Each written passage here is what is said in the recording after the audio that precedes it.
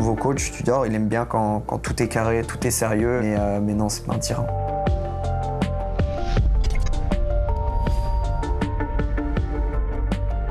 Valentin, merci beaucoup de nous recevoir ici, chez vous.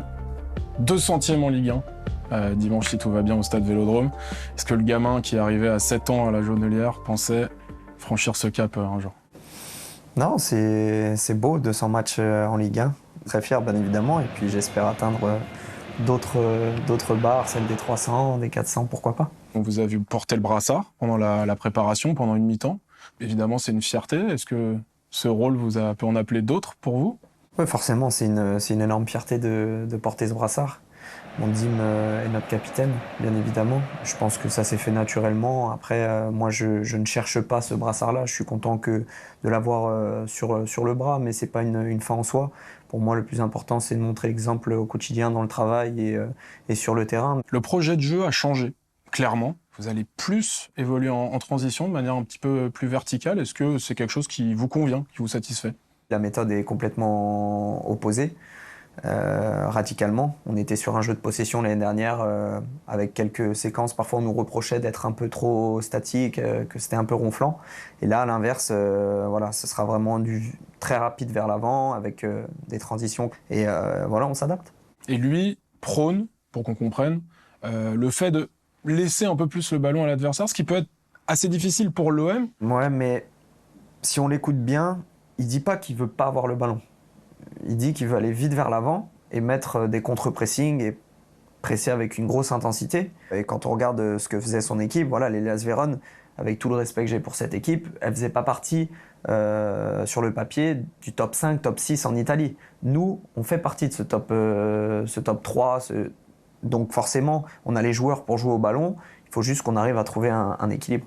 Bon, pour clore ce chapitre-là, les journalistes exagèrent. Gord Tudor n'est pas un tyran qui vous martyrise à l'entraînement. Non, c'est pas un tyran. Il aime bien quand tout est carré, tout est sérieux. Et oui, quand on est sur le terrain, il n'est pas là pour rigoler. Il aime bien que le travail soit bien fait, avec une grosse intensité. Donc voilà, on s'adapte, ça prend un peu de temps. Mais non, c'est pas un tyran. On a lu des échos d'une préparation physique extrêmement intense à l'italienne. Qu'en est-il réellement? Je pense que le mot est juste.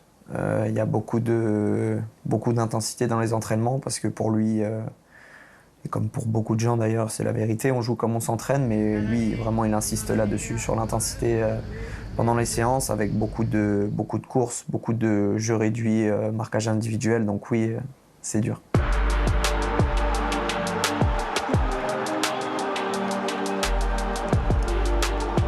Bon, intersaison mouvementée. Bon, nous, de l'extérieur, on a été extrêmement surpris d'apprendre le départ du coach Sampaoli. Vous, comment l'avez-vous vécu? C'est allé super vite. Voilà, on s'y attendait pas forcément. Et puis on nous l'a annoncé. Il a fallu encaisser parce qu'on avait développé quand même une bonne relation avec Sampaoli et son staff. Je parle du groupe, c'est différent, mais ça fait partie du foot et c'est intéressant de voir et d'apprendre de différentes manières de penser le foot. Jordan Verretou va s'engager avec l'Olympique de Marseille, à l'heure où l'on se parle. Est-ce que c'est le retour d'un ami du FC Nantes? J'ai pas disputé beaucoup de matchs avec lui parce que j'étais pas encore dans l'équipe quand il performait.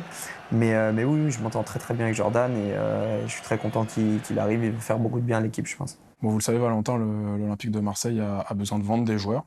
Est-ce que Valentin Rongier sera, de manière certaine, à l'Olympique de Marseille cette saison?